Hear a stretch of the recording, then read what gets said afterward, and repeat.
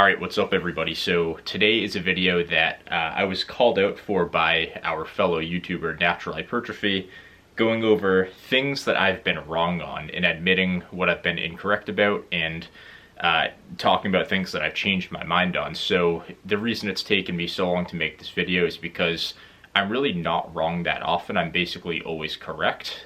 In reality, I did miss when he called me out. I must have missed that part of the video.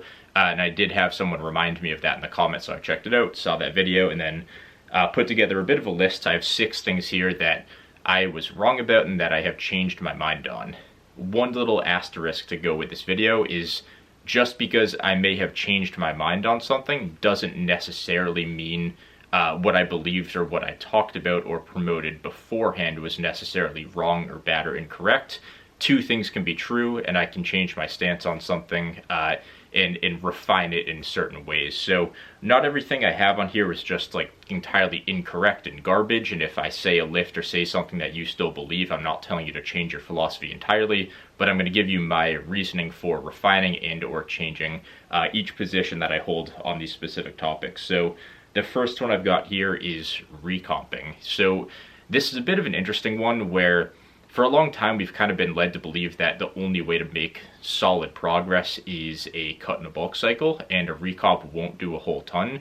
In recent years that's changed a bit, but even since having my channel, it hasn't even been 2 years yet, I was still a pretty big advocate of just purely sticking to cut and bulk cycles. And this isn't me saying that cut and bulk cycles aren't worth doing, because I do think they are a very efficient and practical and time-tested way to build muscle and then shed some fat to continue bulking. And I'll never be against that, but I did usually say recomping was a bit of an inferior option.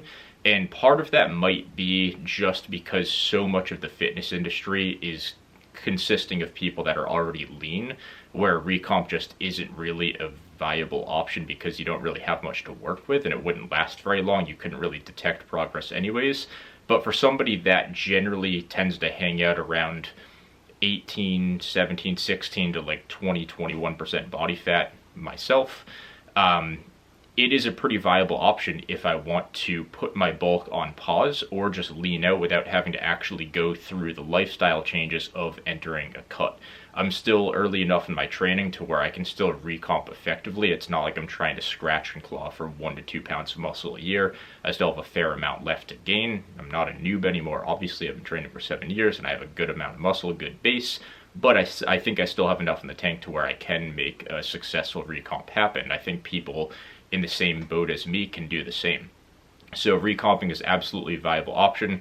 And the biggest thing that I like about recomping is it's just so lifestyle friendly. You don't have to cut calories and worry about any social gatherings or events you go to. You can just kind of keep your diet at what your brain and your body wants it to be, which is maintenance. So viable option, very sustainable, very easy, not easily, mentally. And it's just something that is extremely practical, and it keeps your appetite in check too. Like, I know after a pretty solid cutting phase, I just get starving towards the end, and I'm pretty sure everybody's like that too, where it's very easy to just rebound and kind of lose the whole point of your bulk. So even with a mini cut cycle, you can go through a mini cut, but it's almost like that prolonged hunger lingers around into the first month, 2 months of the bulk, because you're still very lean and you still feel like you're starving. So viable option.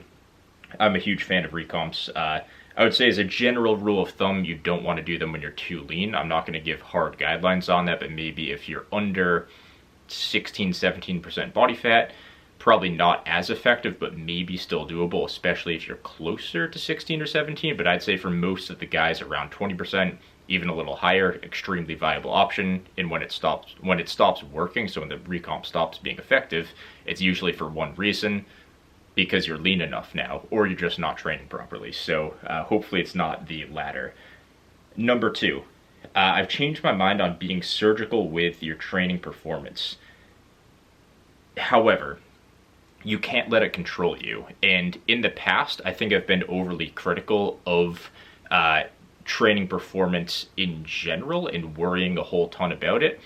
This is one of those things where there's such a fine line between being detail-oriented and surgical and analytical with your training performance and just letting it completely control you and dictate your decisions and how you train. You can't let your training performance control you. Absolutely not. And that will basically turn you into a product of your program instead of your program adapting to what you want. I don't know if I worded that correctly, but hopefully you get what I mean. Basically what my channel's been about since day one.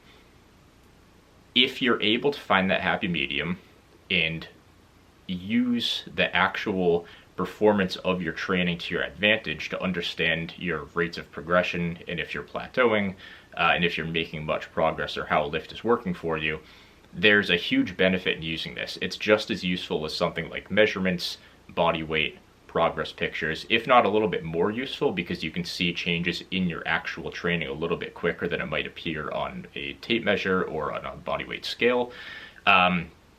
It's about keeping balance ultimately, and it's so tough because as humans we like to be extreme in certain ways, or we like to be black and white. So it's like if you're bulking, you're committed to bulking. If you're getting stronger, you're committed to getting stronger. If you're getting bigger, you're committing to getting bigger. But with training performance, you're not just completely committed to training performance. You're kind of committed to it, but not, you're 1 foot in, 1 foot out. You're using it as a tool, but you're not letting it dictate everything that you do regarding your program and your training. So it's a really interesting kind of paradox. Ultimately, I think if you can be not emotionally attached, but maybe more logically attached to your training performance, it becomes a pretty useful tool. The key is to not let it consume you, because I've made that mistake in the past, and it is a terrible place to be in, because ultimately, I know it's a bit of a slippery slope, but take myself for an example. I've told you the entire story 1,000 times. You're probably bored of it at this point, but it turned me from a bodybuilder to a powerlifter, because the performance-oriented mindset taken to the extreme is something that powerlifting generally is striving towards. Number 3, I also used to always track performance, and this might sound a little bit counterintuitive if you just listen to point number 2, but for point number 3, I used to be a very big advocate of always tracking performance. If you're going to track it on your big, heavy, compound lifts like the squat, bench, deadlift, you should be doing it for the quote-unquote smaller lifts. So the lighter stuff like your isolation work, your arm training, side delt training, that kind of stuff. And I'm not necessarily saying that you should bias your training towards what lifts you track, and I'll touch more on this in a second.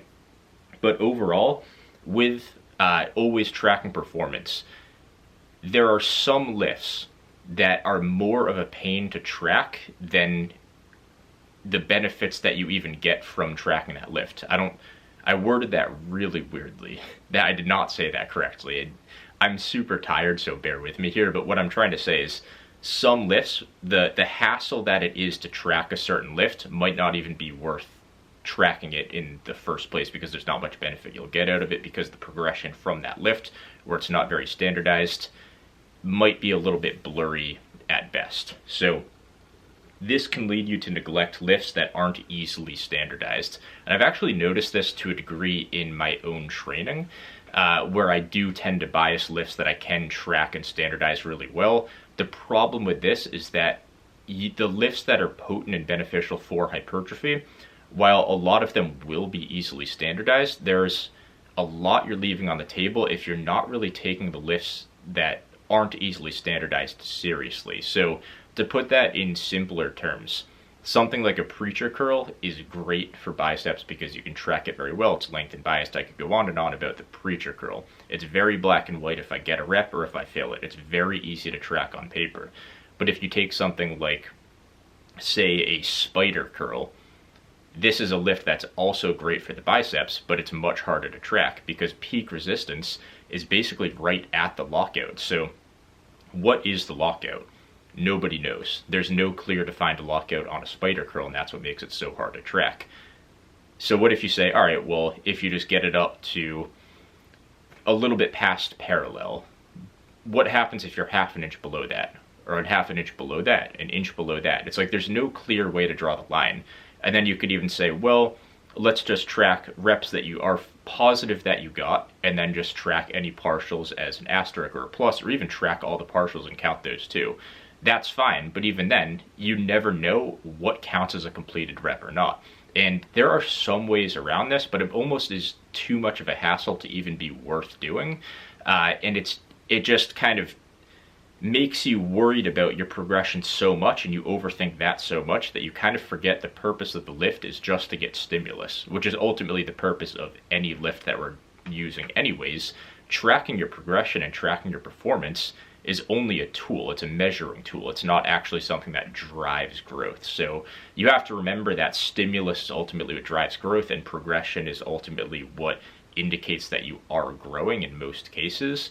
And I think when you let worrying about progression too much take over your mindset, it's easy to write off lifts that you can't see progression on, especially if you put some form of emotional reward or attachment to your progression on paper. It's easy to not care about lifts that you can't see progression on clearly, or progression that's very slow. And that's still kind of almost a spin-off take on how I view the squat, bench, deadlift progression, and how people end up biasing those lifts in their program.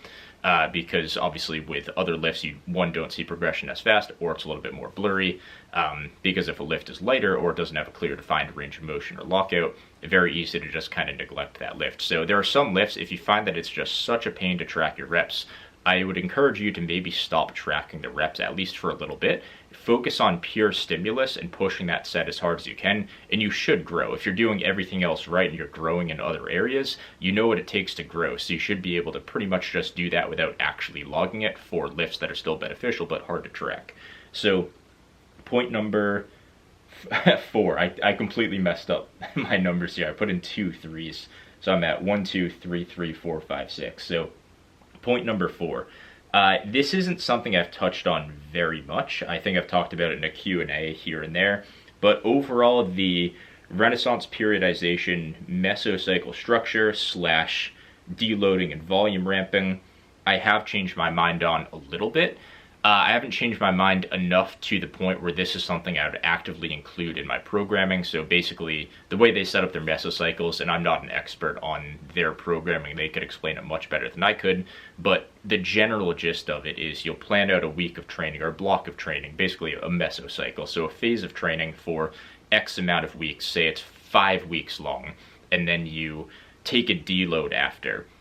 When you deload, their theory is that you become desensitized to training, and then when you re-enter the following mesocycle, you're more, I can't think of the right word, but I guess basically your training's more potent because you're desensitized. So as you're getting resensitized, you can either drop your volume a little bit lower, or you can keep more reps in reserve. So basically you're either not doing as much work, or you're not training as hard in terms of proximity to failure intensity in that definition. With this, I would say I have changed my mind on the volume aspect of it. I know that when I take a week off of either training entirely or off of training a specific muscle group for injury management or pain management, when I come back, I definitely can just instinctively feel that I don't require as much volume. So their volume ramping strategy with these deloads, it does make sense. However, the part that I still disagree on is the need for that frequent of a deload. So if you're training for hypertrophy, ideally you're training sustainable enough and pain-free enough to where you don't have to deload that regularly. So this isn't something you would be including in your programming and pre-planning out. This is more of a reactionary tool that you might have to use once, twice, maybe 3 times a year, so it's not a big deal at all. But I do see where they're coming from, and the whole desensitization, resensitization thing, just from my personal anecdote, I have changed my mind on it. So nothing revolutionary, it's kind of a smaller point, but I have changed my mind. I think it's legit. The only part I do still disagree with this on is the RIR progressions, when you're entering a new phase after a deload or some time off, or time on maybe easier training. So yeah, basically deload. With this, I just don't see a reason to manipulate your reps in reserve. I think ultimately the main driver of growth is going to be mechanical tension, so how close are you training to failure. If you're not able to handle a whole ton of work, I would just decrease the volume. I think that's much more logical.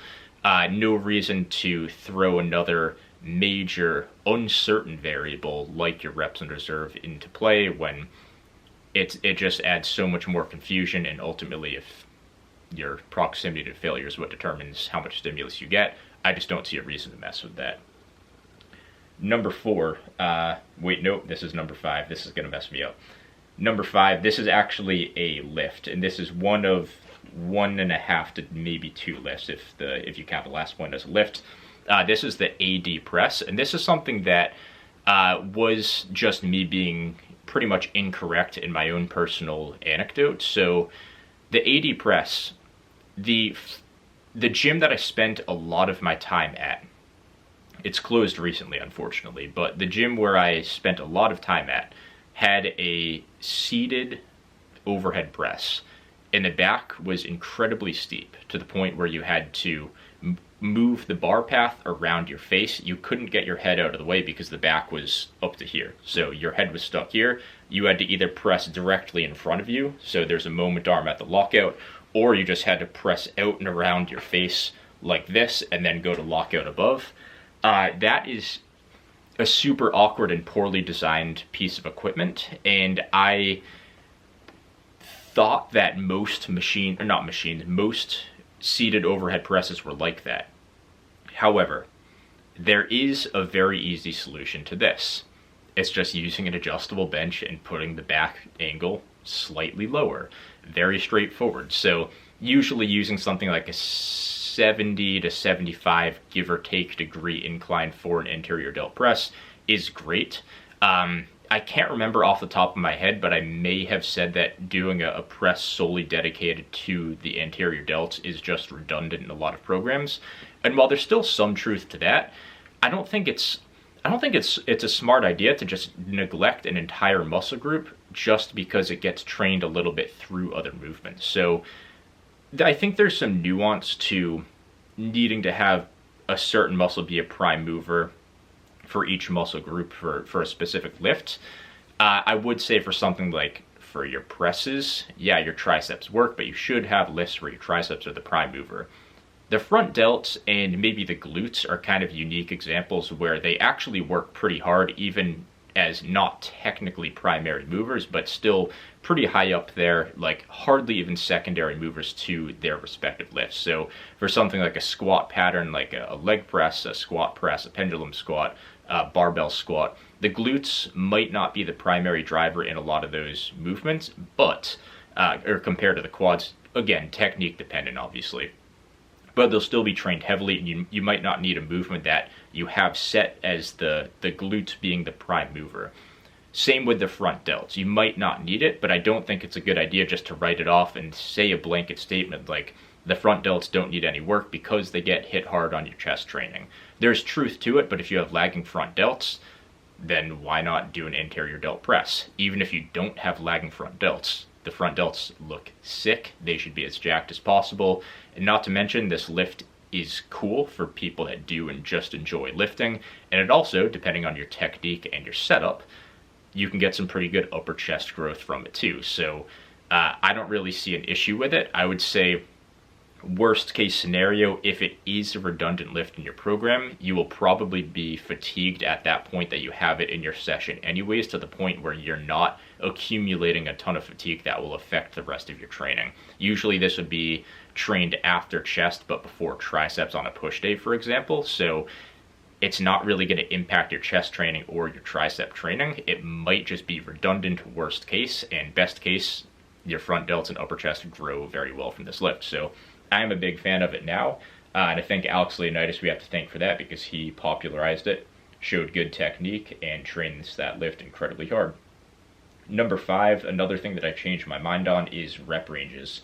I used to be very, I don't know what the right word is, but I guess very biased towards higher rep ranges, and I've definitely changed my mind on that, especially as I've learned more and experienced more about training in the lengthened position. A lot of the time when you have a lift set up to be lengthened biased, getting those grindy reps just feels better with heavier weight in a lower rep set. So I'm not saying reps in the 1 through 5 range. That's a little bit too heavy to the point where you're actually potentially getting less growth, especially as you get closer to 2 or 1. But I would say even ranges in like the 6 to 8, even 5 reps in very specific cases are totally viable and arguably optimal, even though rep ranges don't matter that much. That's another thing. I also don't think rep ranges matter as much as I used to say they did. I would still say for short biased movements, having a higher rep range is still going to be beneficial, but I wouldn't say as a blanket statement, higher reps are going to be better. So with length and bias movements in particular, getting in the 6 to 8, 6 to 10 range, totally fine. And I actually do program that somewhere in that rep range for the majority of lengthened biased movements. That's definitely something that I've changed my mind on since starting the channel. And the last one I have here, this is kind of a quick one. So I know I've promoted hammer strength machines in general quite a bit on the channel. Not a whole ton, but hammer strength, I'm a pretty big fan of most of their equipment. I would say with their pressing, and this might sound a little bit nitpicky, with hammer strength presses, they are short biased. And again, in my experience of biasing length and positions in my training, I'm not a huge fan of most hammer strength presses anymore. With that said, if you're making good progress using these hammer strength machines that are short and biased, by all means use them. And don't just change it out of your program because I told you I changed my mind on them. They're still a good lift, and I would still program them in, and I would still use them myself. But I would probably use it as more of a secondary press, and I'm not a huge fan of having like almost like a tier system or a hierarchy within your program for specific lifts. But I would say if you don't have them in now and you plan on using them, I would probably use them as a secondary press. I wouldn't use it as your primary press for the day, or at least for the week. At least for the week, but probably for the day I wouldn't use it as the primary mover, that is. But either way, if you're making good progress using them now, this isn't a reason to necessarily change them. You can if you want, but it's not even to the point where I would say it's not worth using. Like, I still have one right there, and I don't plan on getting rid of it anytime soon. I also have a nice pec deck that I'm sure you guys have noticed too. So hammer strength machines, pressing in particular, very short and biased.